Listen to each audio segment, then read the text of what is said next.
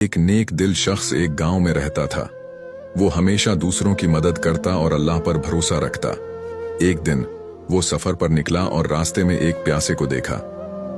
उसके पास बस एक ही पानी का मशकीजा था, मगर उसने रहम खाकर वो सारा पानी इस शख्स को दे दिया।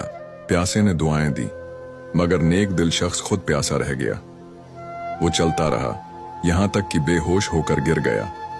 कुछ देर बाद एक काफला वहां से गुजरा। काफले वालों ने उसे उठाया, पानी पिलाया और अपने साथ ले गए। जब वो काफिले के साथ एक शहर पहुंचा तो मालूम हुआ कि वहां के बादशाह को एक काबिल एतमाद मुशीर की तलाश है।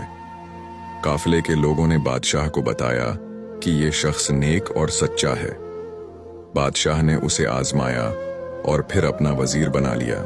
बादशाह ने कहा, जो दूसरों के लिए आसानियां पैदा करता है, अल्लाह उसके लिए ऐसे दरवाजे खोल देता है जिनका वो तसव्वुर भी नहीं कर सकता।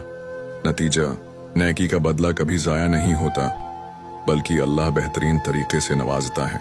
किसी की मदद करो तो अल्लाह तुम्हें ऐसे मकाम पर पहुंचा देता है जिसका तुमने कभी सोचा भी ना हो।